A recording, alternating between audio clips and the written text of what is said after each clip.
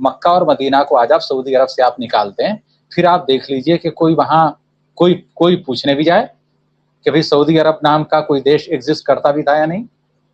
तो सूरत हाल ये है, तो उनको जो है कुछ मकामात मुक़द्दसा की वजह से कुछ अपना जो है रवैया तब्दील करके रखना पड़ता है।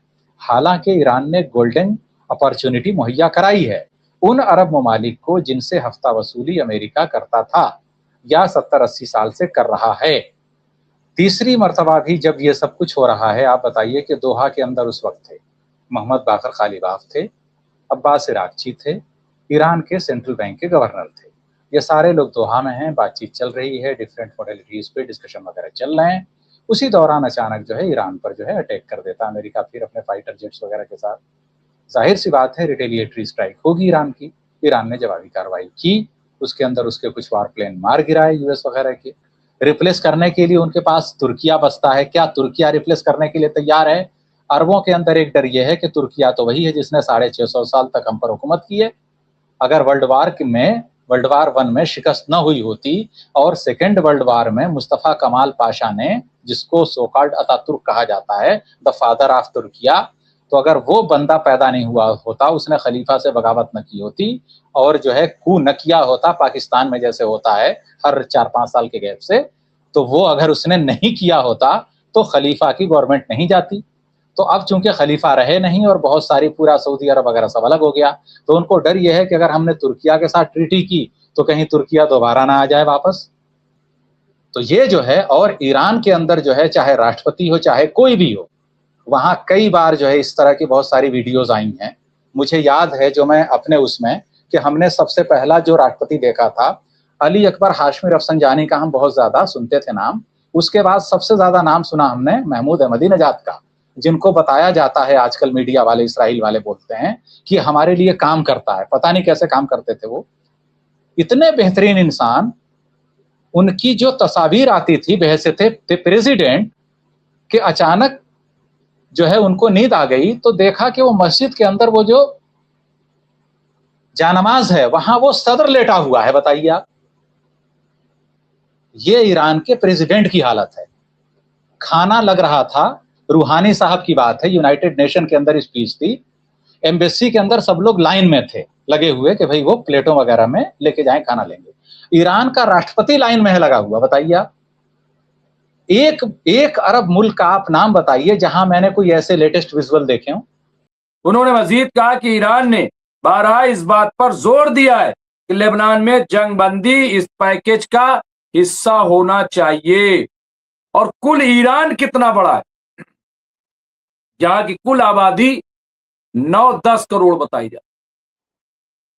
सोचिए जरा से, और ईरान क्या है आज की तारीख, जो अमेरिका को चैलेंज कर रहा है।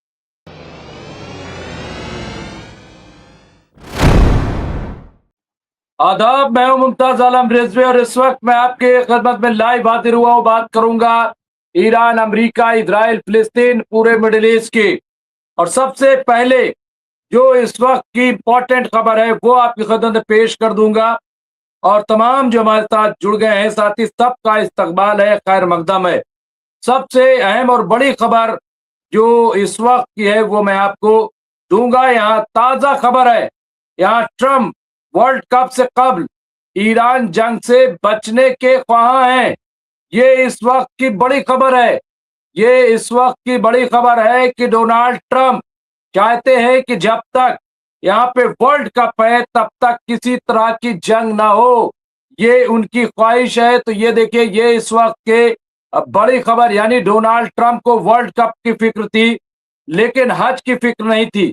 अगर हज की फिक्र होती तो क्या डोनाल्ड ट्रम्प ने जिस तरह से स्टेट ऑफ हुर्मुज पर दौरान हज हमला किया था, क्या ये हमला करना चाहिए था उन्हें?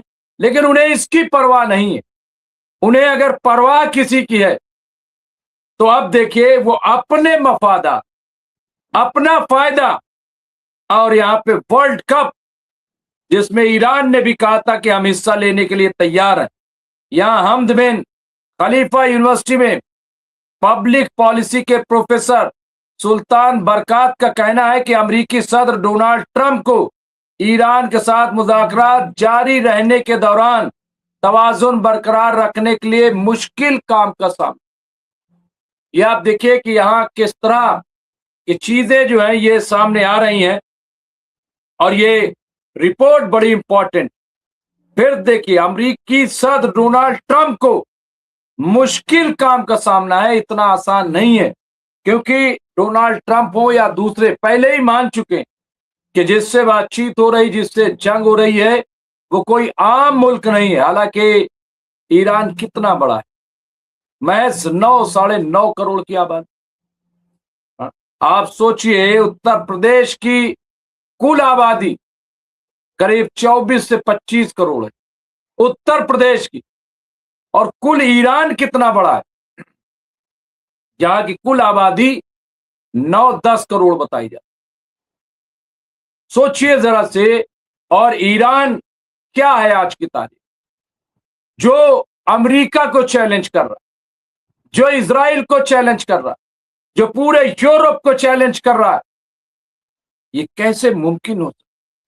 ईरान में इतने बड़े बड़े साइंटिस्ट, इतने बड़े बड़े लोग, लेकिन हाँ, ईरान है कदीम, एक तहजीब है जिसको डोनाल्ड ट्रंप ने कहा था कि मार देंगे। और सुनिए, अल जजीरा से बात करते हुए बरकात ने दलील दी कि वॉशिंगटन की पोजीशन कमजोर हो गई है और मशवरा दिया कि ट्रंप मजीद जंग में शामिल होने से गुरेजा है, वो बच रहे हैं, वो बच रहे हैं। तो यहाँ पे आप देखिए कि किस तरह से, और क्यों बच रहे हैं, क्या है ये आप देखिए। यहाँ पे इस वक्त आप बड़ी खबर के तौर पे यहाँ पे हम इस चीज को देख सकते हैं, और बहुत ही इंपॉर्टेंट ये रिपोर्ट है, और ये हवा में नहीं दी गई। देखिए, मैं भी कई बार इस चीज का मैंने इशारा किया कि डोनाल्ड ट्रंप, और याद होगा, मैं बार बार आपको याद होगा, जर्मन के चांसलर, उन्होंने भी ये बात कही। उन्होंने भी कहा था कि फिलहाल 3 महीने तक अमेरिका ईरान पर हमला करने की पोजीशन में नहीं। ये बात सामने आई थी, और आज जो प्रोफेसर सुल्तान ने बात कही, मैं समझता हूं कि बिल्कुल ठीक असेसमेंट, बिल्कुल सही तजिया है। इसके अलावा यहाँ पे देखिए क्या आगे उन्होंने कहा, वो जंग में जाने के लिए तैयार नहीं है, खास तौर पर वर्ल्ड कप की तैयारी में। आखिरी चीज जो वो अपने जहन में चाहते हैं वो जंग है। जब वर्ल्ड कप चल रहा है तो जंग ना हो। प्रोफेसर बरकात ने कहा कि ट्रंप पर तेहरान के साथ आर्जी मुआहदा करने का दबाव बरकरार है। उन्होंने ये भी कहा कि इजराइल इस बात का तयन करने का एक अहम उन्सुर है कि आया सिफारतकारी आगे बढ़ सकती है। अब यहाँ पे देखिए कि किस तरह से क्या सोच रहा है प्रोफेसर बरकात ने, जो कहा इजराइल जैसा कि आप देख सकते हैं लेबनान में क्या हो रहा है। अमेरिका को ईरान को हर मुमकिन हद तक रोकने के लिए वो इस तरह की चीजों का इस्तेमाल कर रहा है, जब तक कि वो लेबनान में अपना एजेंडा मुकम्मल ना कर ले। ये भी कह रहे हैं कि जब तक वो लेबनान पे, गाजा पे जो हमारे एडवोकेट राशिद रिजवी साहब कह रहे हैं, प्रोफेसर बरकात ने कहा कि तेहरान किसी भी वसी मुआहदे को लेबनान में होने वाली पेशरफ्त से जोड़ता रहता है। उन्होंने मजीद कहा कि ईरान ने बारहा इस बात पर जोर दिया है कि लेबनान में जंगबंदी इस पैकेज का हिस्सा होना चाहिए। ये देखिए, और इसके अलावा एक और बड़ी खबर, हमारे साथ मेहमान भी जुड़ गए हैं, मैं उन्हें अभी स्क्रीन पर लूंगा, लेकिन एक खबर और जो बड़ी इंपॉर्टेंट है वो मैं आपके पेश करके, हमारे साथ जो साथी भी जुड़ गए हैं और अब्दुल वाहिद साहब भी जुड़ गए हैं। अब यहाँ पे ईरानी जो है वो ईरानी ट्रंप इंतजामिया पर भरोसा न करने में हक बजानिब हैं।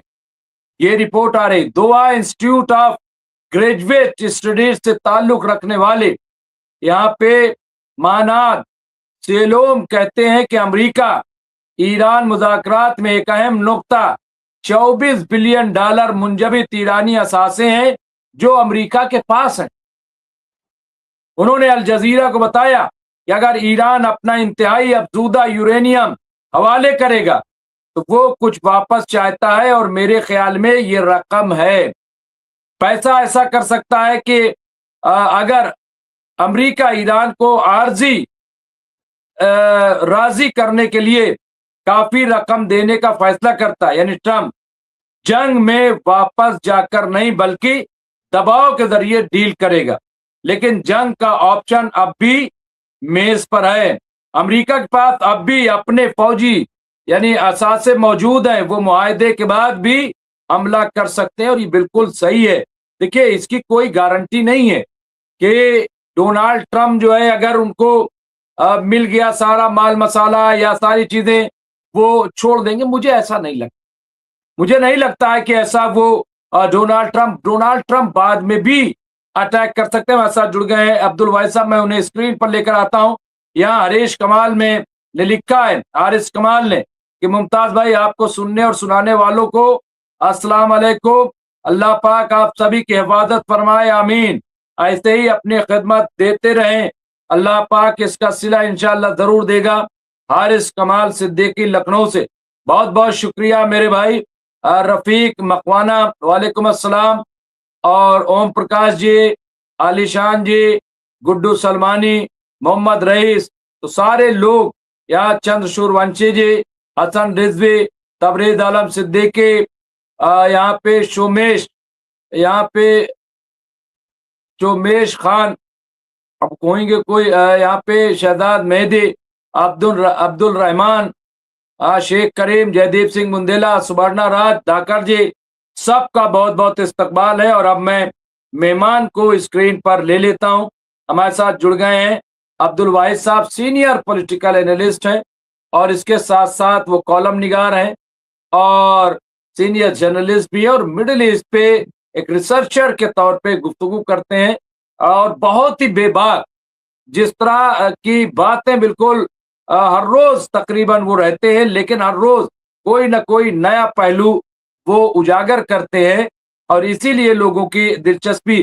देखिए, जहां तक न्यूज अपडेट की बात है, हम सब जानते हैं कि 10 मिनट में 100-200 न्यूज पढ़ी जा सकती हैं, और वो इंफॉर्मेशन दी जा सकती है। लेकिन यहाँ इस प्लेटफॉर्म पे न्यूज पहुंचाना मकसद नहीं, क्योंकि वो तो खुद ही आप ट्विटर पे और दूसरे प्लेटफॉर्म से आप ले ही लेते हैं। यहाँ मकसद ये है कि होने वाला क्या है, कहां से क्या मामलात हैं, और एक तज्जिया, एक वॉइस कि हम जो उठा सकते हैं आवाज, वो मकसद है। और वो आवाज है हक की, वो आवाज है सदाकत की, वो आवाज है हिंदुस्तान की और हिंदुस्तानी जमहूरियत की, क्योंकि हम अपना जो हिंदुस्तानी मौक़िफ़ है उसको फरामोश नहीं करते। तो यादवेंद्र जी जुड़ गए हैं। मुमताज भाई, ट्रम्प साहब अब ईरानी शर्तों के साथ 300 बिलियन निर्माणा कार में लगाना चाहते हैं, फिर भी मुश्तबा साहब सुन नहीं रहे। ट्रम्प अब क्या करें? यहाँ पे आयतुल्लाह मुश्तबा खामनाई साहब सुन नहीं रहे। अब ये क्या है? तो बहरहाल मैं यहाँ पे एक और साहब जुड़ गए, रामविलास भाई, बहुत बहुत शुक्रिया। जय भीम, जय भारत, जय संविधान। बिल्कुल, रामविलास भाई का भी बहुत बहुत इस्तकबाल है। मैं कहूँगा अब्दुल वाहिद साहब क्या कहेंगे कि आप कह रहे हैं कि वर्ल्ड कप चूंकि होना है इसलिए ऐसा, क्या रहा है? दुनिया तो परेशान है, हलाकान है। बहुत बहुत शुक्रिया मुमताज़ भाई आपका कि आपने मुझे मौका दिया यहाँ पे, और जो है नाजरीन का भी बहुत बहुत शुक्रिया कि वो लोग जो है सुनते हैं। देखिए, इस वक्त जो है सूरत हाल वो वही है, उसके अंदर अभी मैं कोई मेजर जो है चेंज नहीं देख रहा हूँ। उसके अंदर मेजर चेंज इसलिए नहीं है क्योंकि सूरत हाल वही है। देखिए, बेसिक इशू क्या है? बेसिक इशू ये है, जिसको एक चीज़ बोलते हैं उर्दू में कि भाई इसका इक़बाल बुलंद है। तो सवाल यह है कि इक़बाल बुलंद जो है, क्या अमेरिका का इक़बाल बुलंद है? आप बताइए, जब पहली बार ईरान पर अटैक हुआ था, क्या उस वक्त मुज़ाकरात के टेबल पर ईरान नहीं था? पूरी दुनिया जानती है ईरान था। ये कोई ऐसी बात नहीं है जो 10-20 हज़ार साल पुरानी बात हो और उसके लिए लोगों को तारीख़ के औराक़ पलटने पड़ें। पूरी दुनिया जानती है, 1.5 साल पहले की बात है। जब सेकेंड टाइम जो है नेगोशिएशन शुरू हुए, अटैक किसने किया? अमेरिका और इसराइल ने किया। पूरी दुनिया जानती है वायलेटर कौन है, वायलेशन किसने किया। तीसरी मर्तबा भी जब ये सब कुछ हो रहा है, आप बताइए कि दोहा के अंदर उस वक्त थे, محمد باقر قالیباف تھے، عباس عراقچی تھے، ایران کے سینٹرل بینک کے گورنر تھے. یہ سارے لوگ دوحہ میں ہیں، بات چیت چل رہی ہے، ڈفرینٹ موڈیلٹیز پہ ڈسکشن وغیرہ چل رہے ہیں. اسی دوران اچانک جو ہے ایران پر جو ہے اٹیک کر دیتا امریکہ، پھر اپنے فائٹر جیٹس وغیرہ کے ساتھ. ظاہر سی بات ہے ریٹیلیٹری اسٹرائک ہوگی ایران کی. ایران نے جوابی کارروائی کی، اس کے اندر اس کے کچھ وار پلین مار گرائے یو ایس وغیرہ کے. تو اب آپ بتائیے کہ صورتحال یہ ہے تو اس کے اندر کوئی میجر اسٹیٹس کو یا کوئی ایسا میجر چینج ہے کہاں جو ہم بتائیں کہ بھئی نہیں یہ جو ہے بریک تھرو ہو رہا ہے، یہاں پہ چیز ایسے نہیں ایسے آئے گی، یہاں پہ یہ نہیں یہ والا معاملہ آئے گا.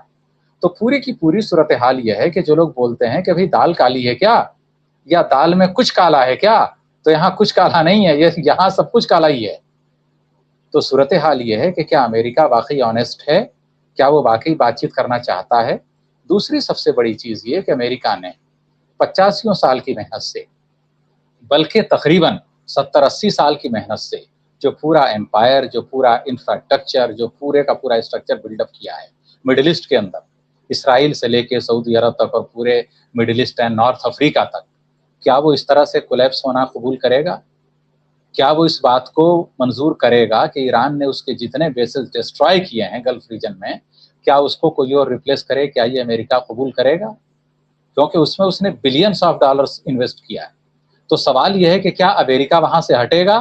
تو جواب ہے کہ امریکہ اتنی آسانی سے نہیں ہٹے گا. دوسرا یہ ہے کہ کیا عرب حکمراں اس موقع کو غنیمت جانتے ہوئے کیا یہ الاؤ کریں گے کہ امریکہ وہاں سے ہٹے اور اس کا ریپلیسمنٹ کر دیا جائے؟ یو اے ای کا ایٹیٹیوڈ بتا رہا ہے کہ وہ امریکہ کو ریپلیس کرنے کے لیے تیار نہیں. بحرین کا ایٹیٹیوڈ بتا رہا ہے کہ وہ بھی تیار نہیں ہے. کویت کا ایٹیٹیوڈ بتا رہا ہے کہ کویت بھی امریکہ کو ٹاٹا بائی بائی کرنے کے لیے تیار نہیں ہے. اب بچا صرف ایک دیش سعودی عرب. اب سعودی عرب کی مجبوریاں ہیں کہ وہاں مقامات مقدسہ ہے، وہاں کی سرکاری مہر ہے جس میں کیا لکھا ہوا ہے، خادم حرمین شریفین. تو اب چونکہ وہ خانہ کعبہ کا اور مسجد نبوی کا ایک ٹیگ لگا ہوا ہے، اب وہ ظاہر سی بات ہے کہ اگر وہ اس ٹیگ کو چھوڑ دیں گے تو پھر سعودی عرب کی وہ حیثیت رہ نہیں جائے گی.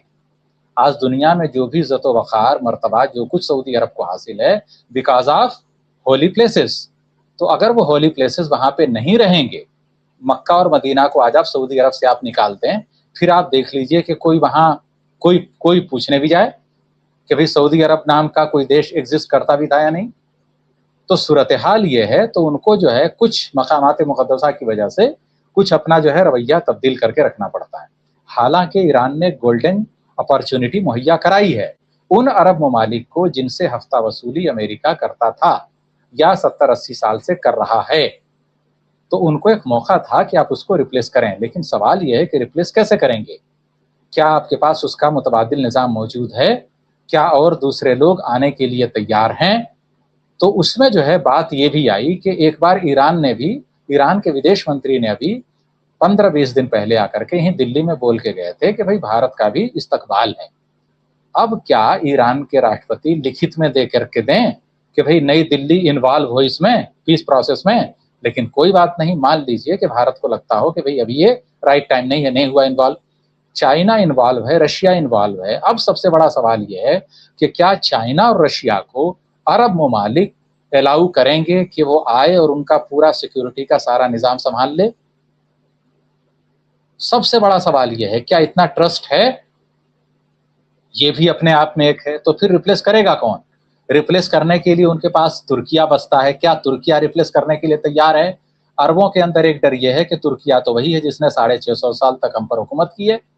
اگر ورلڈ وار 1 میں شکست نہ ہوئی ہوتی اور سیکنڈ ورلڈ وار میں مصطفیٰ کمال پاشا نے، جس کو سو کالڈ اتا ترک کہا جاتا ہے، دا فادر آف ترکیہ، تو اگر وہ بندہ پیدا نہیں ہوا ہوتا، اس نے خلیفہ سے بغاوت نہ کی ہوتی اور جو ہے کو نہ کیا ہوتا پاکستان میں جیسے ہوتا ہے ہر 4-5 سال کے گیپ سے، تو وہ اگر اس نے نہیں کیا ہوتا تو خلیفہ کی گورنمنٹ نہیں جاتی.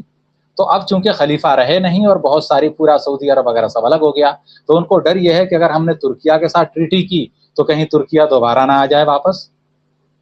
تو اب جو ہے اب تیسرا ملک بچتا ہے پاکستان.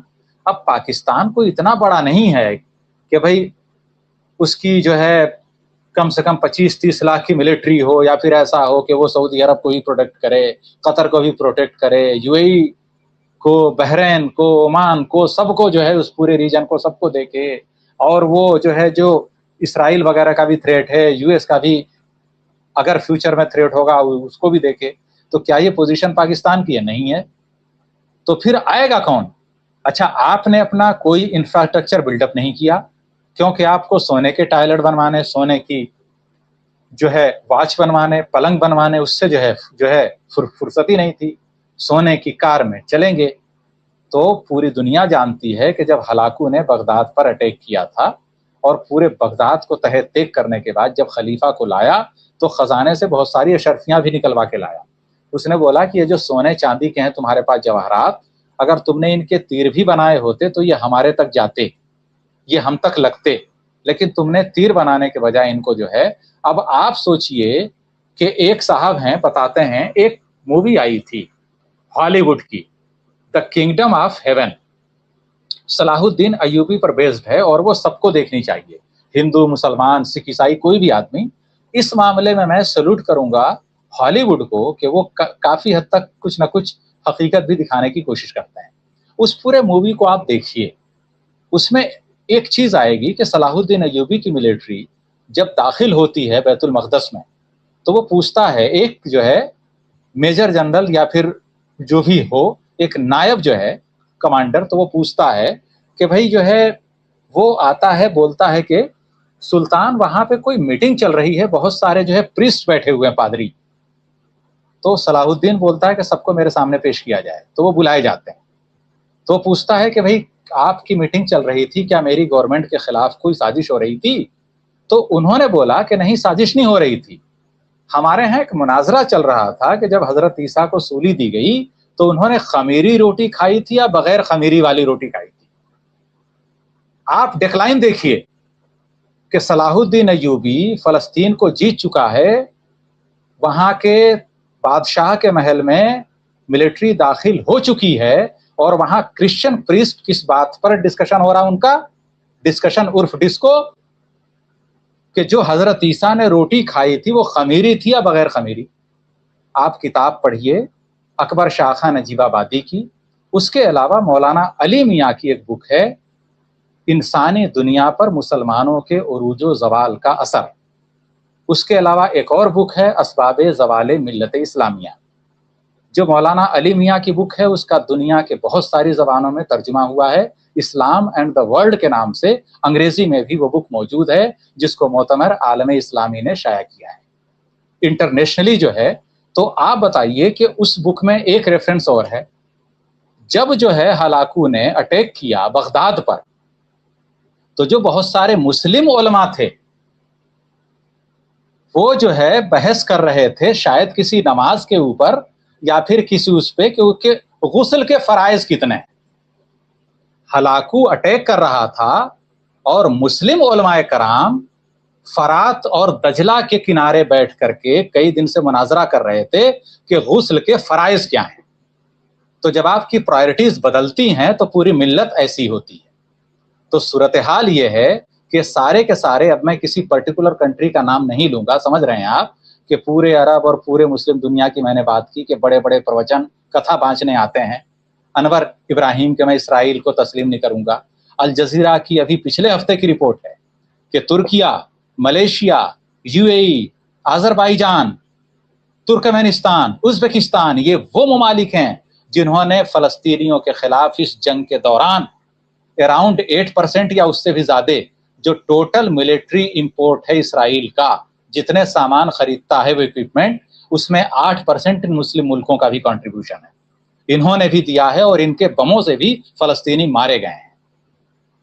तो आप बताइए कि ये मेरी रिपोर्ट नहीं है, अल जजीरा की रिपोर्ट है। जिसको डाउट हो तो वो जाके देख ले, अभी पिछले हफ्ते की रिपोर्ट है। अब अल जजीरा झूठ बोलता है तो मैं नहीं जानता, लेकिन अल जजीरा की जो रिपोर्ट है वो भी अल जजीरा की रिपोर्ट नहीं है, वो एक इंडिपेंडेंट रिसर्च ऑर्गेनाइजेशन की रिपोर्ट है जिसको सिर्फ पब्लिश किया अल जजीरा। तो आप बताइए सूरत हाल ये है। तो वज़ा में तुम हो नसारा तो तमद्दुन में हुनूद, ये मुसलमान हैं जिन्हें देख के शर्माए यहूद। तो ये जो है सूरत हाल है और ये बोलते हैं कि अमेरिका को रिप्लेस करेंगे। भूल जाइए, 100-200 साल तक ये लोग रिप्लेस नहीं करेंगे। रिप्लेस करेगा कौन? जिसने मशक्कत के अंदर, मेहनत के अंदर जिंदगी गुजारी हो। تو یہ جو ہے, اور ایران کے اندر جو ہے چاہے راشٹرپتی ہو چاہے کوئی بھی ہو, وہاں کئی بار جو ہے اس طرح کی بہت ساری ویڈیوز آئی ہیں. مجھے یاد ہے جو میں اپنے اس میں کہ ہم نے سب سے پہلا جو راشٹرپتی دیکھا تھا علی اکبر ہاشمی رفسنجانی کا, ہم بہت زیادہ سنتے تھے نام. اس کے بعد سب سے زیادہ نام سنا ہم نے محمود احمدی نژاد کا, جن کو بتایا جاتا ہے آج کل میڈیا والے اسرائیل والے بولتے ہیں کہ ہمارے لیے کام کرتا ہے. پتہ نہیں کیسے کام کرتے تھے وہ, اتنے بہترین انسان. ان کی جو تصاویر آتی تھی بحیثیت پریزیڈنٹ کہ اچانک جو ہے ان کو نیند آ گئی تو دیکھا کہ وہ مسجد کے اندر وہ جو جانماز ہے وہاں وہ صدر لیٹا ہوا ہے. بتائیے آپ, یہ ایران کے پریزیڈنٹ کی حالت ہے. کھانا لگ رہا تھا, روحانی صاحب کی بات ہے, یونائٹڈ نیشن کے اندر اسپیچ تھی, ایمبیسی کے اندر سب لوگ لائن میں تھے لگے ہوئے کہ بھئی وہ پلیٹوں وغیرہ میں لے کے جائیں کھانا لیں گے. ایران کا راشٹرپتی لائن میں ہے لگا ہوا. بتائیے آپ, ایک عرب ملک کا آپ نام بتائیے جہاں میں نے کوئی ایسے لیٹسٹ ویژول دیکھے ہوں کہ بھئی وہاں کا راشٹرپتی جو ہے لائن میں لگ کر کے کھانا لے رہا ہے دوسروں کے ساتھ. جبکہ وہی اسلام ہے کہ جہاں یہ ہے کہ بھئی ایک ہی صف میں کھڑے ہو گئے محمود و اعداد. تو شعر و شاعری کرنے کے لیے تو بہت بڑھیا ہے, حقیقت میں کیا ہے؟ تو صورتحال یہ ہے کہ جب حقیقت ایسی ہوتی ہے تو جو میں نے بتایا کہ جب قوموں کا عروج ہوتا ہے, یعنی صلاح الدین ایوبی, یعنی جس وقت عروج تھا مسلمز کا, تو اس وقت کرسچن ورلڈ کی حالت یہ تھی. اور جب مسلمانوں کا زوال ہوا تو آپ دیکھیے کہ وہ غسل کے فرائض کے اوپر 40 دن سے بغداد میں مناظرہ کر رہے تھے, اور ہلاکو کی ملٹری ان کو مارنے کے لیے تیار تھی. تو یہ ہوتا ہے. آج بھی آپ دیکھیے مسلمانوں کے اندر مناظرے اسی بات پہ ہوتے ہیں کہ پیجامہ ٹخنوں سے اوپر ہے نہیں ہے, فلاں چیز ٹخنوں سے اوپر ہے نہیں ہے.